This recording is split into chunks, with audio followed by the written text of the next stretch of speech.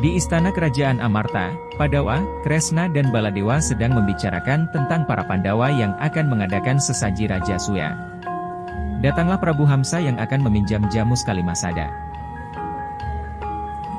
Oleh Bima, Prabu Hamsa disuruh menunggu di alun-alun.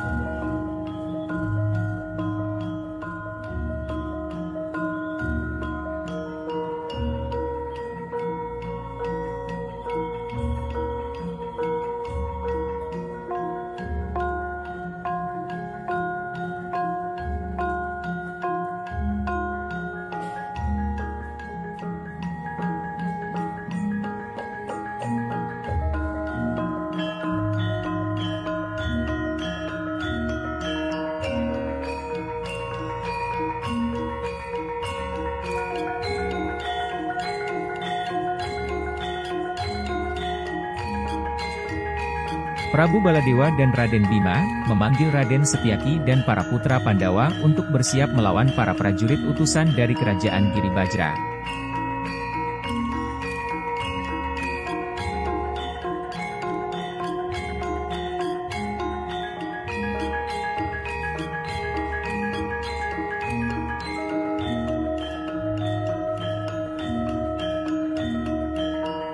Sementara itu Prabu Hamsa memanggil saudaranya yaitu Prabu Dimbaka dan para prajurit untuk bersiap berperang melawan prajurit Amarta.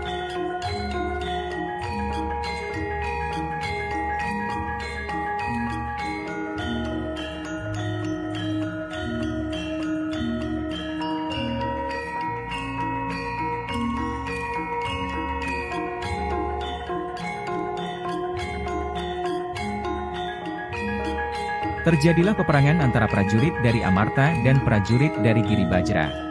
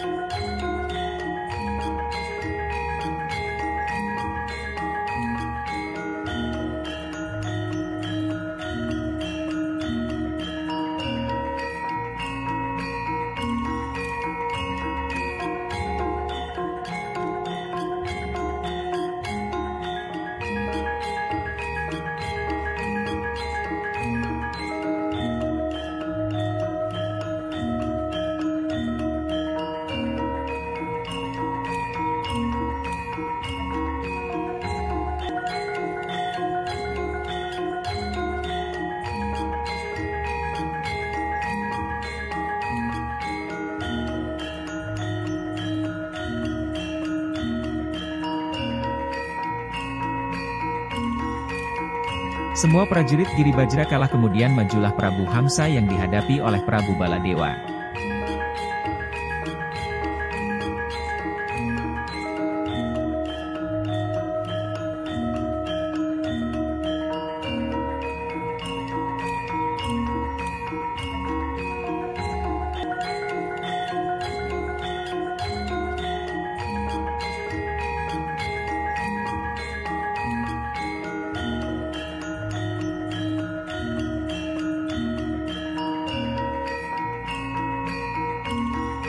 Prabu Baladewa dapat membunuh Prabu Hamsa.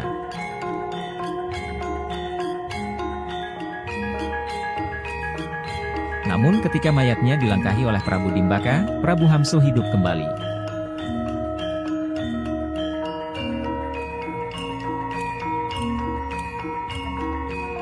Demikian juga ketika Prabu Dimbaka dapat dibunuh Prabu Baladewa, mayatnya dilangkahi Prabu Hamsa, dan hidup kembali. Hal ini membuat Prabu Baladewa bingung dan mundur dari peperangan. Majulah Raden Werkudara.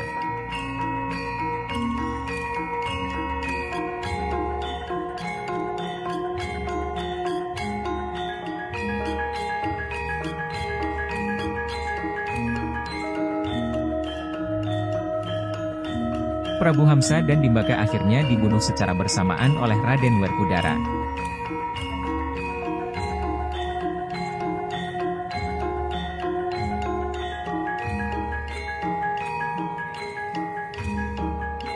Prabu Kresna mengajak Raden Werkudara dan Raden Arjuna untuk melanjutkan perjalanan ke kerajaan Giribajra.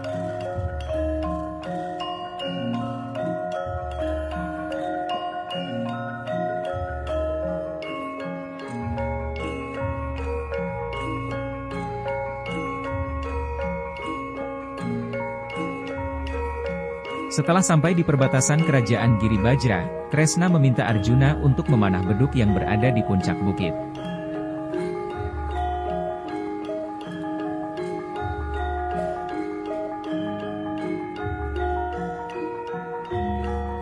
Beduk yang terbuat dari kulit Prabu Brihadrata ayah dari Prabu Jarasandha, akhirnya dapat dihancurkan oleh Arjuna.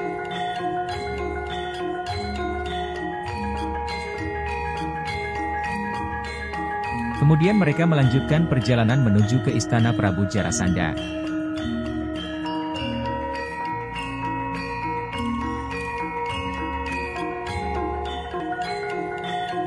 Sementara di kerajaan Giribajra, Prabu Jarasandha menanyakan kepada Togog tentang prajurit yang dikirim ke Amarta.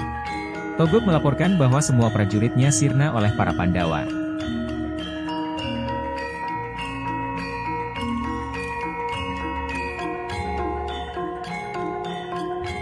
Kemudian datang Kresna, Werkudara dan Janaka yang bertujuan untuk menyirnakan Prabu Jarasandha.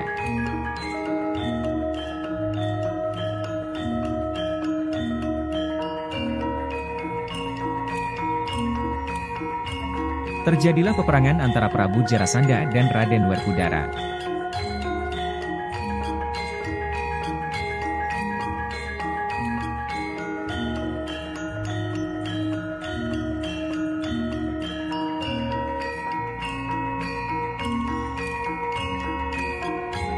Prabu Jarasandha dapat dibunuh oleh Raden Werkudara. Akan tetapi, ketika jasad Prabu Jarasandha terkena angin, dia hidup kembali.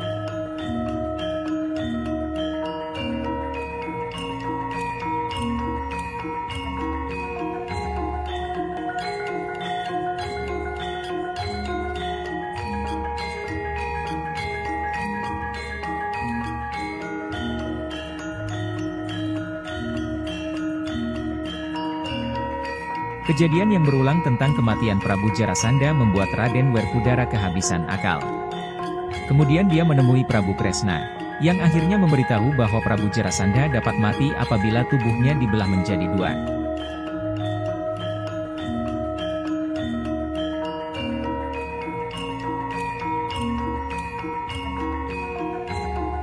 Akhirnya Prabu Jarasandha dapat dibunuh Raden Werkudara dan tubuhnya dibelah menjadi dua bagian.